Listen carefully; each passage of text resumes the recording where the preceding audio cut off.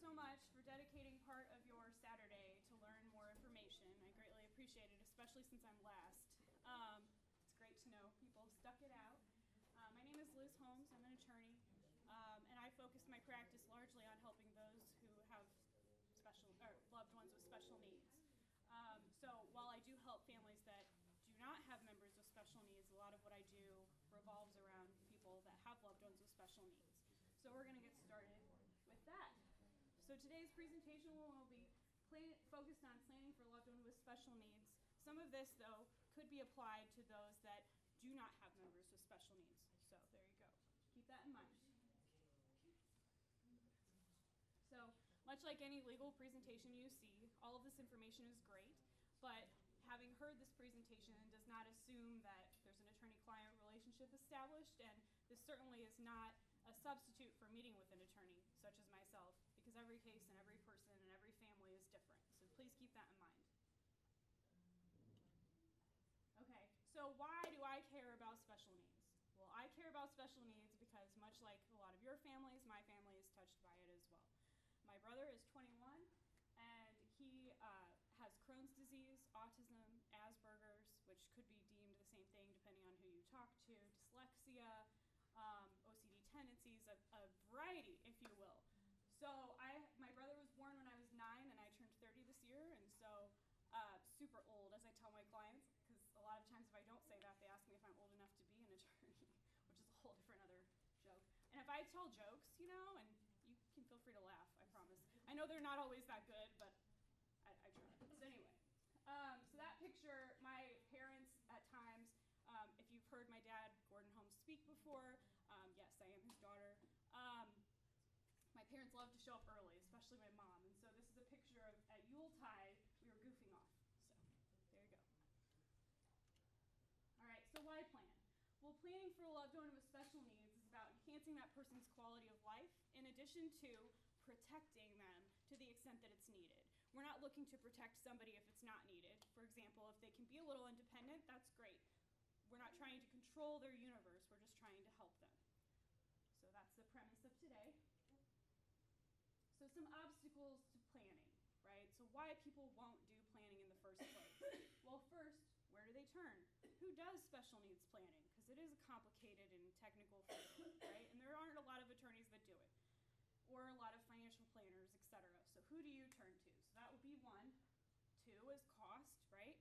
Cost for anything can be an obstacle, but that seems to be a concern. And then life happens, right? So you get busy. I know I get busy with things. I'm sure I'm not the only one in this room who gets busy with things, right? I hope not anyway. Okay, and then lack of personnel at a staging call. So a way to think of that is a lot of us that have loved ones with special needs didn't exactly sign up. We didn't volunteer. We didn't say, hey, God, put this one in our lives. And when you're asking for somebody to step in, if you're no longer here, that's what you're asking them to do. You're asking them to volunteer, to step in, to step up. So benefits are all right there, in addition to many, many more. You can provide financial security. You can leverage those means-tested public benefits that you get from the government. Let the government do the heavy lifting. You can select the proper team to provide lifetime management, plan appropriate housing, plan for caregiving needs, preserve assets. Okay. So part one, creating an effective plan for your loved one. There are going to be 6 parts, and each one is more interesting than the last. So there you go. Okay. So what steps should you take today? Well, first, you should envision your loved one's future, right? You should envision the needs that they'll have, right? Where will they live? With whom? What type of care? Will guardianship be necessary? Who will be involved? What kind of lifestyle? What kind of challenges are down the road? These are all things that you need to be thinking about. The next thing is the letter of intent. You may have heard about this, maybe not. This letter details how you put your loved one with special needs to bed, how you wake them up, what they like, what the quiver of the lip looks like, right? What happens when, say, a brother likes to play video games for too long, right? And you have to pull him out. Matt loves to play video games, and we have to pull him out to socialize sometimes with other people, and that can be kind of a challenge. So how do you do that, and what's the best way to handle it? Additionally, what happens if you eat 3 bagels in one sitting and you have Crohn's disease, and gee, that's probably not very good on your GI system. How do you manage that? How do you avoid that? What are some tips? So it really helps your substitute down the road when they have to step in to take care of your loved one, how to do that. Additionally, estimate income and expenses, right? So what kind of monthly income will they have? Will they be on any sort of public benefit, or will they not? What are their monthly living expenses now? Sure, you're taking care of it now, but what happens when you're no longer here to take care of them? Or as they're getting older, if their expenses increase, what do you do? These are all things to think about. Okay, so you heard a couple different speakers today, is my understanding, all about IEP. An individualized education plan. Well, an organization you may not have heard about is the Joseph Maley Foundation. So the Joseph Maley Foundation is in Indianapolis, and they go all around helping parents helping parents advocate in an IEP process. So one of their awesome things that they do is they provide free continuing education for attorneys such as myself, and then in exchange for that, we go in as an advocate with a parent to an IEP meeting. Our goal is not to sue the school or even be against the school in any way, but it's to be an extra set of eyes and ears, because who hasn't been in an IEP meeting that's overwhelming, right? Or that you're like, gosh, what do I ask for? Or am I allowed to ask for that? Or what if they said this? Or what if they suggested medication, but not really? What do you do? So there's some information there. Additionally, and that IEP information and the advocacy is free. That does not cost anything. They also do parent discussion groups that you can go to in the evening. Again, no cost to attend those. Another thing I was told to highlight was they have JMF Fitness, which is an all-inclusive athletic program, and their mission, by the way, is to serve children of all abilities. That's their mission. And there is a low fee for the JMF Fitness, but my understanding is that they'll bend over backwards to work with you, payment plans, etc. But that is to help provide an activity. So that's pretty exciting. And again, information is over there, and Allison Boyle, who you would call, and her card is over there. She's amazing, so that's something to keep in mind. Also, does your loved one want to work? Do they want to volunteer, right? So in Indianapolis, again, there's a group called, or I should say in Hamilton County, not Indianapolis, there's a group called Janus Developmental Services, right? So Janus Developmental Services helps those with developmental disabilities find employment, whether that's in their actual office, like in a factory kind of setting where they're putting things together for businesses around the community, or they can place you at McDonald's, Dunkin' Donuts. The list is long. Those are just 2 of the ones that come to mind at the moment. So additionally to all of that, there's an event October the 1st. It's called Janus at the Junction. There's going to be food trucks, there's going to be beer, there's going to be lots of fun stuff, and it goes to support them. Tickets are $20 if you're interested. I'm on the board of directors, so I just like supporting you in an organization that I believe in. So that's why I mentioned it. No obligation to sign up, just wanted to mention it.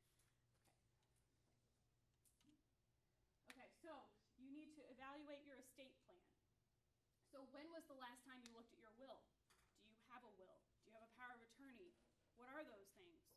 We'll go over that.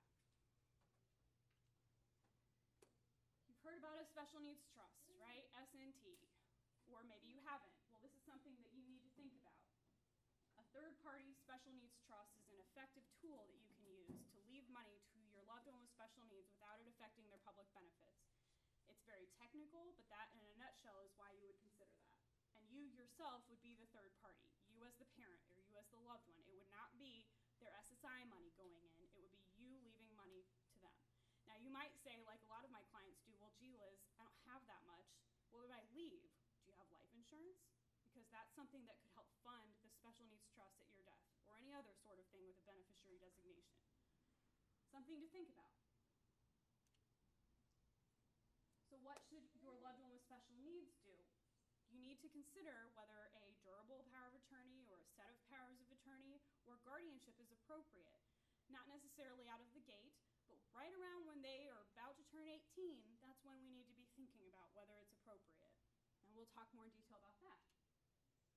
What if they have assets themselves, right? Well, we've heard today from a Medicaid waiver provider, we've heard $2,000, right? Anybody heard $2,000 today? Okay. So say they have inherited, or say they've been in a personal injury action and they've gotten a settlement. A first-party special needs trust where their money would go into is a great avenue. Unfortunately, there are a lot of caveats, and there is a payback provision in there, whereas there wouldn't be in a third-party special needs trust, but that is something to be aware of. That may not even be on your radar. I'm just letting you know if something happens, this is a way to consider to go so that they can remain on their public benefits. Now, public benefits, gosh, right? So much information, so much to know, so much to keep up with. Well, here we go in a nutshell. So there are three main categories. There's the means-tested public benefits, and what that means is that you have resources and income limits that you cannot go above, or you will not be qualified for those. And then there's entitlement public benefits, meaning that your income, in large part, doesn't matter for the SSDI and Medicare. You have to do other things, but income as far as means-tested doesn't matter. And then you have other public benefit programs, Section 8, so housing, and then veteran benefits as well, that may or may not apply, but sometimes a kiddo with special needs has a parent who's a veteran, and so then that would apply to them. So for SSI, supplemental security income, you have to meet two tests. First, you have to be declared medically disabled, physically or mentally, or you could be elderly and qualify that way. And then there's a resource test and an income test, and we're gonna go through this. And if you have questions, please feel free to chime in at any time. I'd be happy to answer, and if I don't know the answer, which, you know, I know an attorney that says they don't know everything. What? Who is this lady? Feel free to ask, and I will get back with you. Okay, so SSI is a monthly benefit. Right now, it's set at $733. It was $733 last year, it's $733 this year. And the premise for SSI is that it's supposed to cover food and shelter. It used to cover clothing, but we don't care about that anymore. So I guess the government's okay with us going naked. Anyway, thank you. Okay, that's a good one. All right, it may change depending on the living arrangement or an eligible couple. So yesterday I had a guardianship hearing in, which county was that? It's really bad. Give me just a minute. Hancock County. And the kiddo with special needs doesn't eat. Everything's through a feeding tube. So therefore, the SSI is a little lower because the food element isn't there. So that's just one element of how it could be different, meaning it's not always an automatic $733. It depends on the need of the child or the adult. And let's talk about that. So this is the definition of a disability according to Social Security. And it looks really long and it's in legalese, so let's try to break this down. Okay, an adult defined as the inability to engage in any substantially gainful activity. It's around $1070 a month, right? If you can make around $1070 a month, you're making substantially gainful activity. So keep that in mind, and that changes, by the way, every year. But right around there is what we're talking about. Due to any medically determinable physical or mental impairment or combination of impairments that have lasted or can be expected to last for a continuous period of at least 12 months or result in death. So something that is not going to go away. Right? So a kiddo that is born with Down syndrome or a kiddo that has autism, at least at this point, isn't going to be cured of it. Now, don't misunderstand me. I have huge empathy for people with special needs, but at this point, we do not have a cure for autism, right? And my brother would say, if he heard that, would say, I don't accept that I have autism because that means that I'm rolling over and giving into it. I very much value people with autism. I think that they're very smart. I think that they add to our society in a way that people without autism can't. And I think that that is such a good thing. But at this moment, we don't have a cure. We don't have a pill we can take. We don't have a surgery or something. So it's not going to go away. That is an example. The SSI resource test. So $2,000 for an eligible individual, not for the family. For an eligible individual, that's the number we're talking about. And we're talking about $3,000 for a married couple. So for a child, soon to be an adult with special needs, we're talking about one person, $2,000. And not all resources are counted, right? So you can have a home or a car of any value. Somebody on SSI can own a home. Now, whether or not they can pay utilities, et cetera, for that is a whole different argument. But right now, those are two assets that aren't counted. Furniture, clothing, personal care items, Social Security doesn't care about those. Burial plots, certain kinds of life insurance, and other things are exempt. So there is some wiggle room there. It's not as though it's, you know, you can only have $2,000 and nothing else. There are some exceptions. There are 4 kinds of income, and we're going to go through it, and I'm going to go through it quickly. I know it can be confusing. I'm going to throw a lot at you today, but the whole idea is to be as helpful as possible. So after I present, ask any and all questions, or even as I present, please.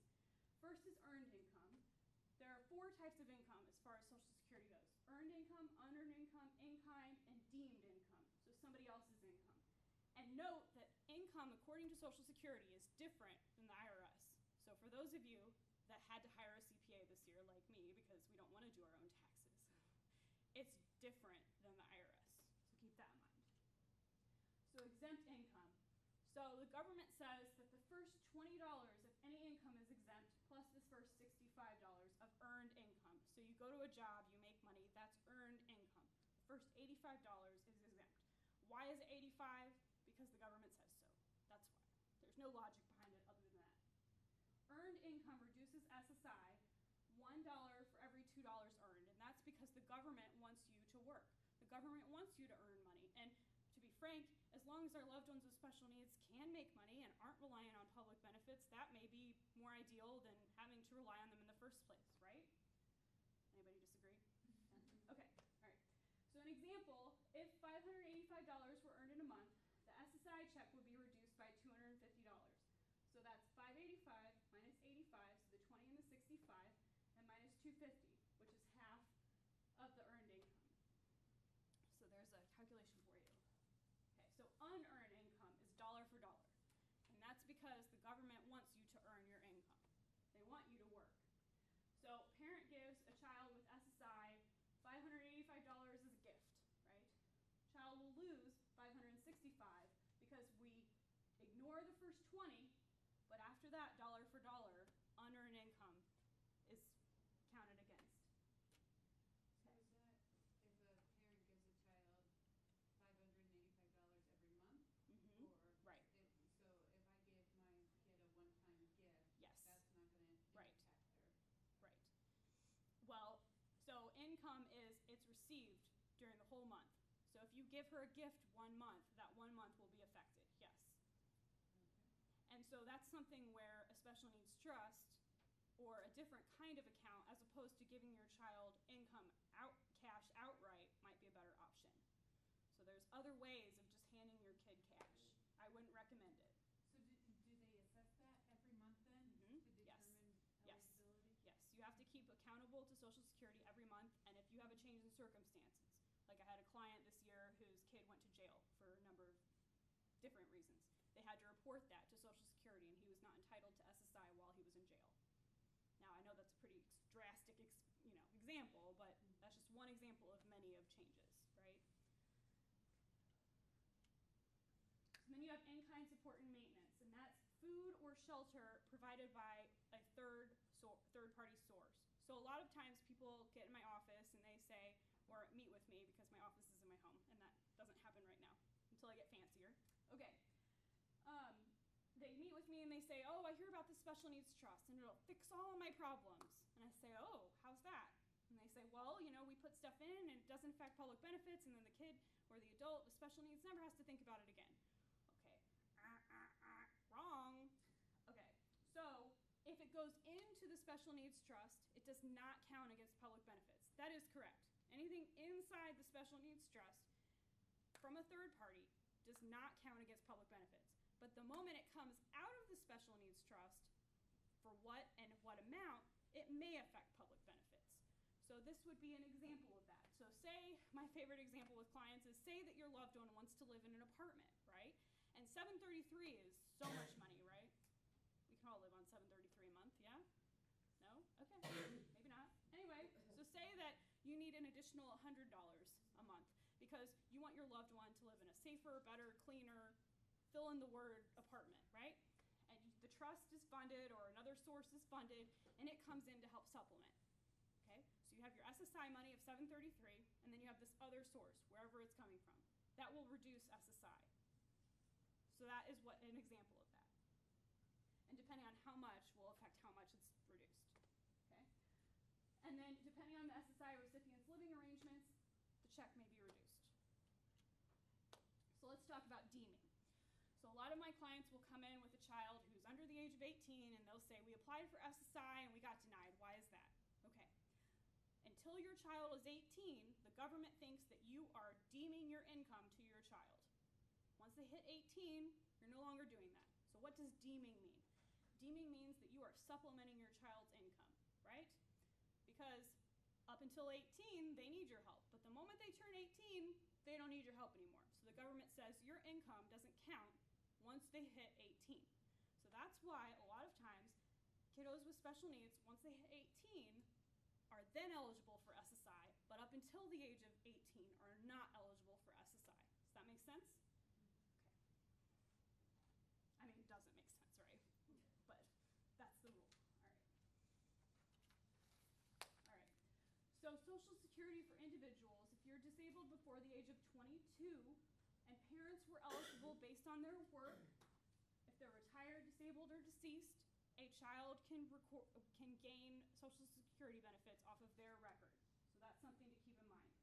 SSDI, which is different than SSI, if you remember the chart, it was in the entitlement benefit category, right? SSDI is off of how much work credits you have. So a lot of times, kiddos with special needs or adults with special needs don't have a worked record, so they can't get SSDI. So many times, now that we're an SSI state, and let's talk about that. Let's take a moment and pause. Indiana used to be a 209B state, meaning that we would do our own determination of disability for anyone who wants public benefits. It did not run through Social Security, it ran through Indiana. Well, Indiana decided that that got a little too expensive to do their own determination.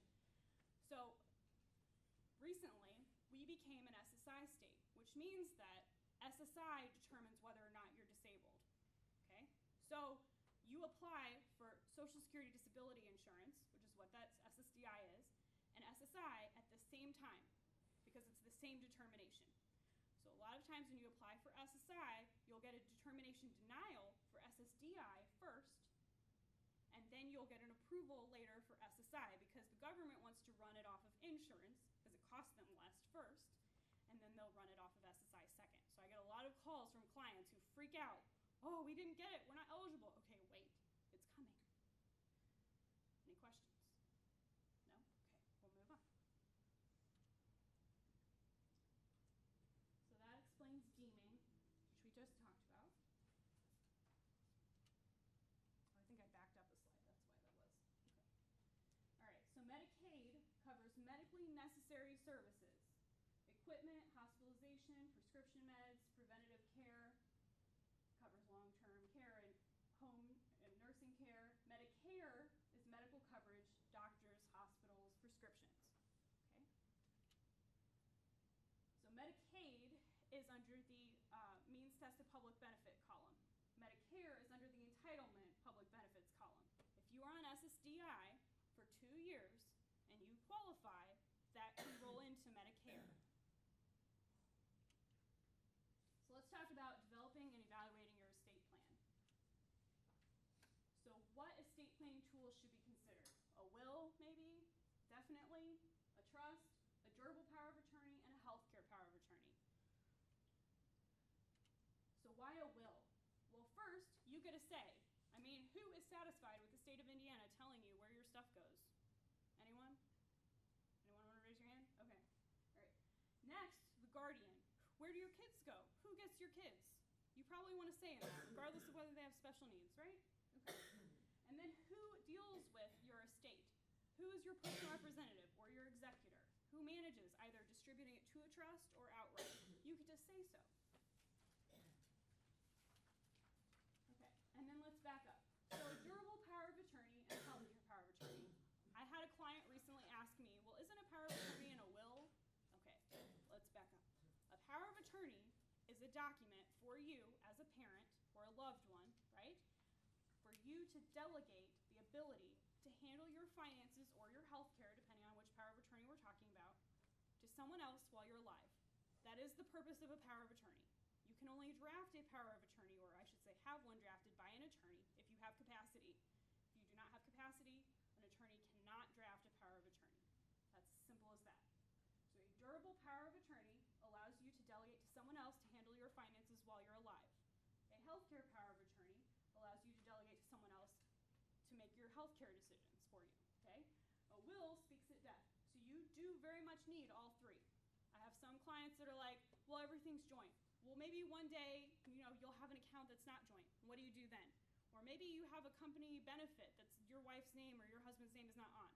You need a power of attorney. If you do not have a healthcare power of attorney, what happens? Anybody know? Your family will end up fighting over making that decision. It does not go to your spouse automatically. For financial, that can be a mess too, but especially with healthcare. Your spouse can be fighting with your parents, your siblings, right? And I love my brother. We are thick as thieves. I have a sister that she better not touch me with a 10-foot pole if I become incapacitated, right? Okay, maybe nobody else has a sibling like that, but families can be interesting dynamics, right? So that's something to keep in mind. These are all good things to have. Okay. Now, a third-party special needs trust. What is this fancy thing? Okay, it's a document that allows you to leave money to your loved one with special needs while they still get to be on public benefits. That's what it is. It preserves eligibility for SSI, Medicaid. It also, you get to pick the trustee. You get to pick the person that's in charge of managing those funds. That's pretty important, right? And as long as it's third-party money, your parents' money, anyone other than the loved one with special needs, as long as it's someone else's money, and it goes into a third-party special needs trust, there is no payback clause. Meaning that if your loved one with special needs dies, you can give it to your other kids before it hits the government. So with the first party that we mentioned a minute ago, the government looks at that differently. And they say, well, since we were so generous, insert cynicism here, okay, and we allowed you the opportunity to pay an attorney to set up a first-party special needs trust and to go through the process, since we allowed you to do that, we allowed you to supplement the income, the moment that the person with special needs dies, we get reimbursed. Because if not for us allowing you to do that, you would have been using that money to pay for things the public benefits were paying. A third-party special needs trust does not have that provision. So that's a big distinction. Other arrangements. I have some clients that come in and they're like, well, we don't need that trust. We have a solution of our own that you've never heard of before. Outright inheritance. You just give it to them, right? Okay, well, if you give it to them above the $2,000 mark, it doesn't take much, right? So they're going to lose SSI and Medicaid. Now, if you give it to them, there is a way to fix it. We talk about the first-party trust land. Not as favorable, right, as the third-party trust, but it's a fix, a potential fix. So that doesn't work. You leave it in a non-qualifying trust. You just set up a bland, vanilla, revocable trust, not a special needs trust, okay?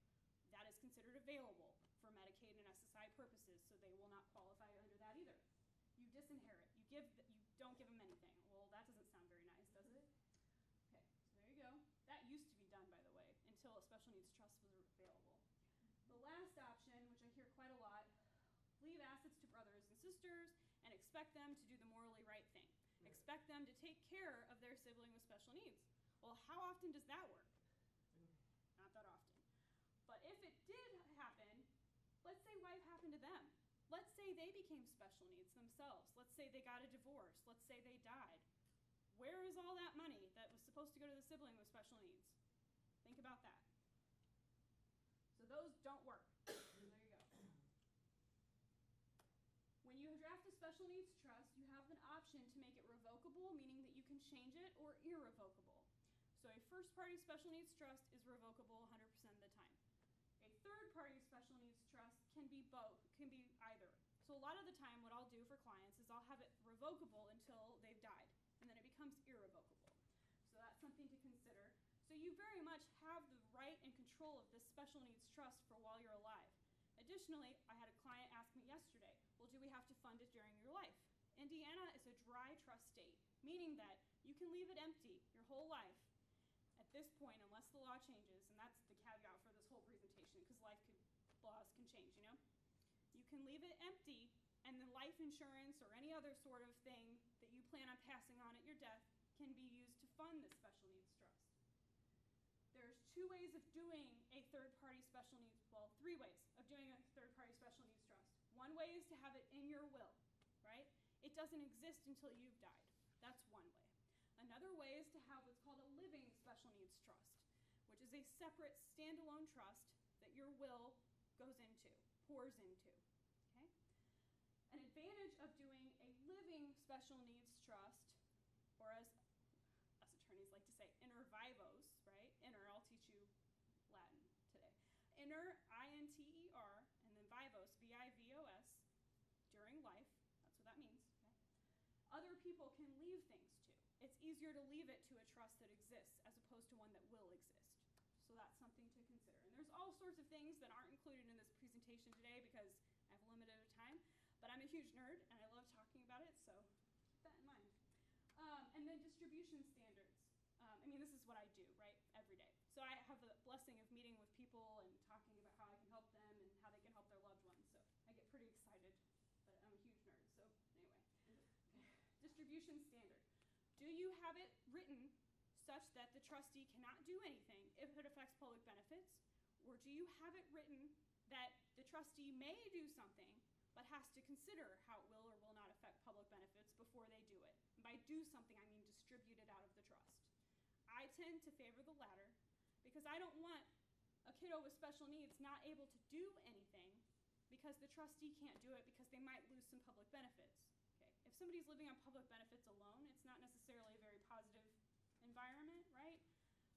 So a lot of times what a special needs trust does is it supplements.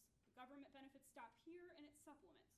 So if you lose a little bit of public benefits, say with the apartment example I gave earlier, that might be okay.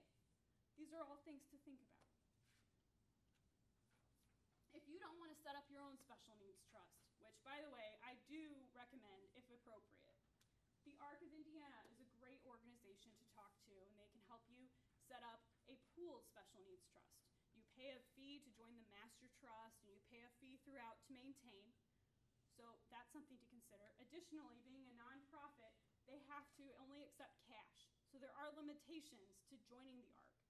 And then the biggest limitation that clients of mine are like, we don't know how we feel about this, the ARC is very much the trustee. The ARC is in charge. Whereas if you are the trustee of your own special needs trust, you call the shots. Yeah, you call me or call whichever attorney you're working with public benefits questions, because who can know all of those, right? But you get to be in charge. So those are all things to think about. And the trustee invests and manages assets, distributes funds, keeps the files tax returns.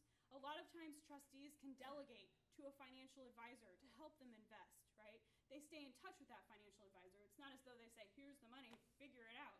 It's very much a long-term relationship, but that is an option. So when you see this, don't be intimidated about being trustee of your own special needs trust. Just keep in mind that these are things that we have to talk about through the process. Okay, let's talk about guardianship. You guys all still awake? All right. So what is guardianship? We keep hearing about it. What is it? It's the fiduciary relationship between a guardian and a ward or other incapacitated person whereby the guardian assumes the power to make decisions about the ward's person and property. That's what a guardian is. That's the legal definition. So let's talk about the legal words. First, what's a fiduciary relationship? A fiduciary relationship is when you're stepping in the shoes of somebody else and you're acting in their best interest. You have a duty, a fiduciary duty, to step in and act as though they would act or act in their best interest. You can't take a trip around the world on their dime. You can't take their SSI money and run. You can't do that kind of thing. That's what a fiduciary relationship says. A guardian is one who has the legal authority to act on behalf of another. And then a ward is a person who's under a guardian's charge or protection, also known as an incapacitated person. Could be interchanged depending. So practical questions to think about. Is your loved one easily taken advantage of? Do they long for friends and cling to those that are around and then burn out the people that are around? Can they handle money? Are they responsible? Do they take care of their own healthcare decisions? Do they go into a doctor's office and understand everything the doctor says? Or do they shut down and start yelling when it becomes too much? Do they need your guiding hand, right? Do they still need it? At 18, are they ready to be an adult? Are they ready to take on all the responsibility that entails? Those are all things to think about when talking about guardianship. So, this is my presentation, so I get to put hokey pictures in because that's how this works. Okay, so I believe that with our loved ones with special needs, we get an extra sweetness in our lives that we wouldn't have, right? So, my brother and I are very close, and he can talk me into doing things that I wouldn't do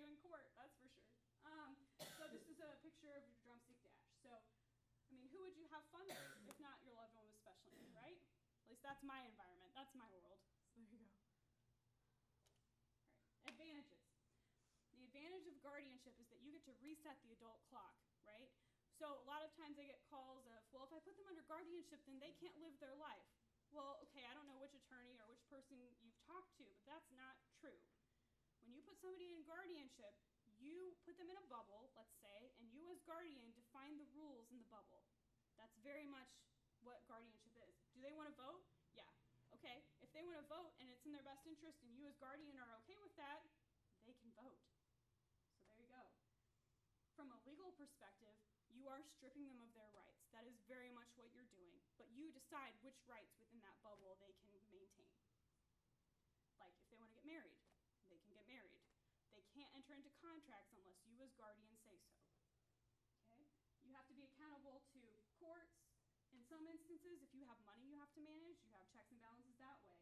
And you can maintain your representative, being an authorized payee, whether or not your loved one with special needs likes you, right? Oh, mom wouldn't buy me those shoes. Well, I know that I can change the rep payee on my Medicaid. Bam. And all of a sudden you have no authority. But if you're somebody's guardian, that's totally different. Now, let me clarify something that I just said. The rep payee process and the guardianship process are very different, very separate. Social Security does the rep payee process and the court does the guardianship process. But if Social Security gets guardianship paperwork, a lot of times then they do hand in hand. Then they go hand in hand. But the process of being determined rep payee is very different. It's not determined by the court, so that's an important distinction. Disadvantage. Cost of pursuing guardianship. Biannual reporting can be tedious. So when I establish a guardianship for a client, I stick with that case from the hearing or before the hearing all the way throughout. And I set reminders. So I reach out to clients so they don't have to worry about, oh, is it 2 years? Oh, when were we supposed to file something? I maintain that. Not every attorney does. That's something to ask your attorney when you're meeting with them. Unless you meet with me, because I just told you I do it. Also, adult guardianship proceedings are considered public. So if somebody wants to show up to a guardianship proceeding of an adult, they can do it, barring any sort of unforeseen thing in your case. Whereas guardianships of the minor are very much private. So that's something to think about. I hardly ever have a random person show up for my guardianship hearings. I'm not saying that to scare you, just something to be aware of. Is guardianship appropriate?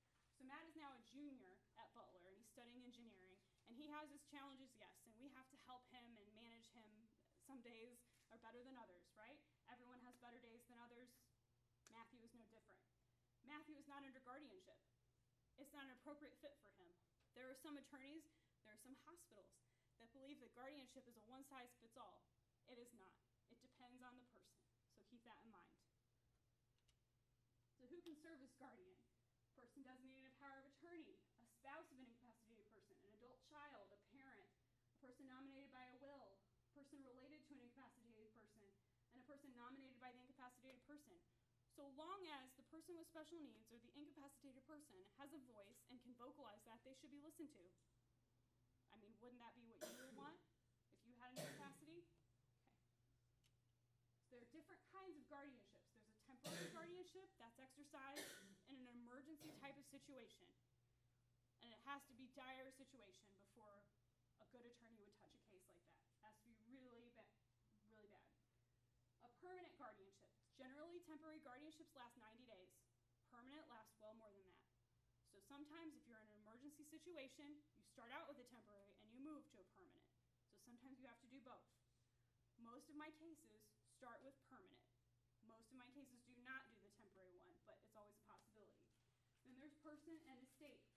So person mostly deals with healthcare decisions, living environment decisions, end of life decisions if that comes to it, right? So anything dealing with the person, whereas estate deals with the money piece. And by money piece, I mean something other than public benefits. If they have a job, if they got an inheritance, money outside of SSI and Social Security. Unless, of course, that accumulates and then we have an issue. But barring that, that's what the estate largely does. So generally, this is the process.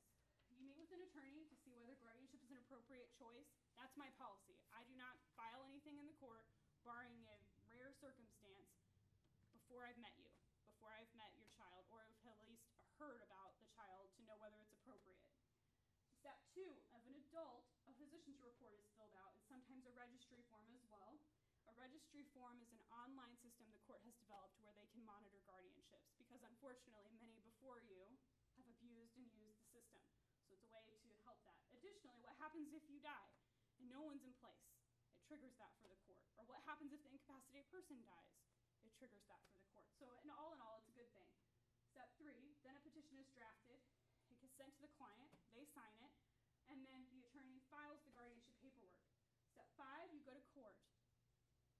Step 6, you file the necessary paperwork after the court. And so long as it's uncontested, you're good to go for 2 years, unless an accounting is due or an inventory. I mean, there's a lot of unlesses, but in general, that's what the process looks like. So making decisions about the future. So what you should do, you should create a letter of intent. You should establish your own estate plan. You should establish a special needs trust if appropriate. So let's talk about that. A special needs trust is not a one-size-fits-all, much like guardianship. If you have an adult or a loved one with special needs that is on means test public benefits, a special needs trust is a great avenue. Say that your loved one isn't on public benefits, though. Say they might be, still a good avenue. Say that they'll never be on public benefits. They're high enough functioning that that's just not an option. Well, say they are really bad with a buck. They just can't manage it. A special needs trust is a great avenue there because no one knows the future, right? No one knows if they'll be on public benefits down the road, or they may need it, or they need somebody else to help manage their funds. That is a good avenue. So you want to calculate the future financial need, consider other funding sources, whether it's life insurance, a 401k, an IRA, all sorts of different funding options. And then you want to name, once you have the special needs trust established, you want that trust named as a beneficiary. You don't want your loved one with special needs named as a beneficiary, because why get the trust if you're going to do that, right? So Matthew has many faces, and one of his faces is this face. He has lots of thoughts and opinions to share, right? We're never empty of those in our house. I don't know why that is, but it is. That's just an example of, you know your loved one with special needs, right? You know them better than anyone else, and that's what the letter of intent is for largely, but also you get to be an active part of their lives now, and you get to help instruct people down the road who get to help them. It's very much a team approach. Okay, part 6. Made it to the last part, an ABLE account. Who's heard of an ABLE account? Anyone? Okay, all right. This stands for Achieving a Better Life Experience. So the goal behind an ABLE account was people without special needs are able to set up a 529 account, right? And they're not monitored like a first-party special needs trust is, and this isn't fair. So an ABLE account was born. And the idea originally was that a person with special needs could actually manage their own money through an ABLE account, which in my opinion opens it up to a whole hot mess of things. But that is the idea originally. Now, somebody can set up an ABLE account on behalf of somebody with special needs. And this is a middle option between doing nothing and setting up a trust. It by no means is a replacement to the trust, and we'll talk about that. So 29 U.S.C. 529A is the code, so where it's at. So requirements. An individual has to become disabled before the age of 26. The total amount anyone can put in, hear this, not one person, not per person total. Total amount is $14,000, or whatever the gift tax exclusion is. So $14,000. And only one ABLE account can be set up for an individual. So keep that in mind. Also, an ABLE account must only be used for qualified disability expenses. And the most you can put in is what the state limits for 529 accounts. But if your loved one is on SSI, the most you could put in is $100,000. Otherwise, your SSI is affected. So keep that in mind. And even though third-party money can go into an ABLE account, because the government is the government, there is a payback clause in it. So this by no means is a replacement. It is not available in Indiana yet. Hopefully it will be available next year. But it is an avenue that may be a possibility if somebody wants to save up for a car or something like that, where it goes above the $2,000. It allows them to exercise saving and spending and, getting an idea for that field, but it by no means is a way to leave your, inheritance to them. So we're going to do a case study. If we have time. Is it too late? No, you're good. Okay, all right. So Nathan, he just turned 18, has autism and lacks capacity. He lives with mom and dad. His income from SSI, limited assets, clothing, TV, and he's a beneficiary on this Uniform Transfers to Minor Act, and he qualifies for Medicaid. So what are we going to do? How to preserve benefits? How do we do all of this? Any ideas?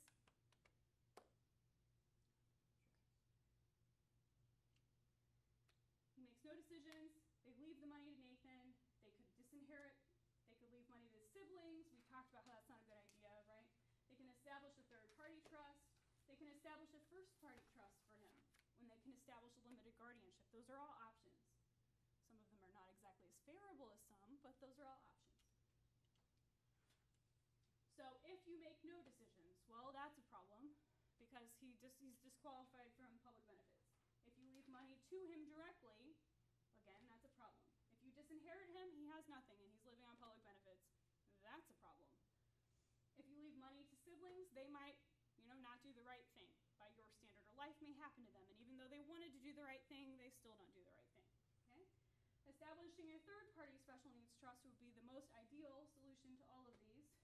If it hits him directly, establishing a first-party special needs trust would be the only option if you wanted to maintain public benefits, unless an ABLE account was an option because it was such a small amount. And then if you establish a limited guardianship, that could be a way around it to help him manage his adult responsibilities. So first, you should understand the public benefits. You should make plans for the future, right? You should start naming those people that are going to advocate for your loved one with special needs. You should make the special needs trust a key part of your estate plan, if it's appropriate, right? You should talk to an attorney first, but if it's appropriate, and then you should talk to an attorney. So that's how you get started. I know I threw a lot at you, but that is my presentation. Tiffany mentioned that a Miller Trust was mentioned earlier today. I wasn't here, but I would be happy to talk about that for a minute. So, provided you guys are interested.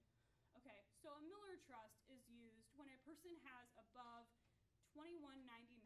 That is the number this year. It changes every year. And it's a way to shelter income so that someone can still be on public benefits. $21.99, I believe, is $733 times 3, isn't it? Yeah, can't be like $2,200 or something. That would be too easy. But you calculate the income coming in, and if it's above $21.99, so I had a lady this past week whose income was like $200 above the $21.99. She can put the $200 in a Miller Trust and still get on public benefits. So that is the gist behind the Miller Trust. So then what happens to the money she put in it? Right. So that money goes into the Miller Trust, can be used for her care, sometimes can be used for additional things like, a hair appointment or a medical expense or those kind of things. Often, though, if somebody's in a facility, what happens is their check goes in the Miller Trust and it comes right back out and goes to the nursing home. And they're entitled to keep, I believe it's $52, which is a personal needs allowance, P&A. They're allowed to keep $52 for those extra things because that's a lot of money. And that's how it's handled if they're in a facility. Yes. But that's how that works. It's called a D4B trust. So that's the code site. Do you have any questions? So you can have multiple trusts, like you could have the first party and the third party and the Miller Trust. You like could. Have all Yes. these going. Yes. So you could have multiple third party, and that's a great point. I'm glad you brought that up. Specifically, if you have a parent or parents who are divorced, who don't get along, right? So I've never seen that. Anyway, okay, all right. One can set up their own third-party special needs trust. They can each set up their own, but say somebody wants to go to the ARC and one wants to have their own, that's completely fine. And the gist with that is, if parents can't get along, an attorney cannot represent them both, because that's a conflict of interest, right? Okay. So if they can't get along, and mom sets up a special needs trust and says, hey, Dad, I set up this special needs trust, and he goes, well, that's great, but unless I'm being co-trustee, why would I leave money to that? Because I want to be in charge, or I want to have somebody else, who I've employed be in charge. So you can set up multiple third-party special needs trusts. I don't know why you would have multiple Miller trusts. That doesn't make a lot of sense to me. As far as the first party, I don't know why you'd have multiples. I just mean like you could have a first party and a third party. Yes, yes, yes. If the parent is or if the child is making income, and they've saved it up and it's a problem, you can set up a first party special needs trust that way for them. If the parent wants to leave money to that child, you can have a third party. I don't know that you'd necessarily have a first party and a Miller trust, but yes, you can have more than one. So do you have one for each child, especially if you have? Yes, that's a good question. Okay, so a lot of what I run into is my goal is not to confuse Social Security because they're a great organization, but things can be easily confused, right? Did you get that in the recording? Social Security is a great organization. Okay, if you have more than one child with special needs, they have different needs, right? So you can put two children into one special needs trust. I don't do it. I think it's too confusing. And what happens if it's not 50-50 because child A needs more than child B? So I try to make it as simple as I can because it's already complicated enough, right, without making it more complicated. Did you guys have questions? Or? I have a question. Yeah, of course. So if your child turns 18 and you apply for Social Security for them, Uh-huh. so the parent's income doesn't count, but if they're still living at home, would they have to be paying rent or buying their own food in order for them to be eligible to receive that? So what you do if they're living at home is you figure out the budget as far as what it costs for food and shelter. If there's 3 of you, let's say, at home, right? And you divide that by 3, and that budget of what you show Social Security is how 733 or not, however much less, is determined. And what if you get guardianship of them? Uh-huh. Does that impact their Social Security? Does not. You can show guardianship paperwork, however, to Social Security, and that can help you be rep payee because they say they don't care, but my experience is that that's not true. So, any other questions? Okay, well, if you have questions, I'm going to stick around for a little bit, but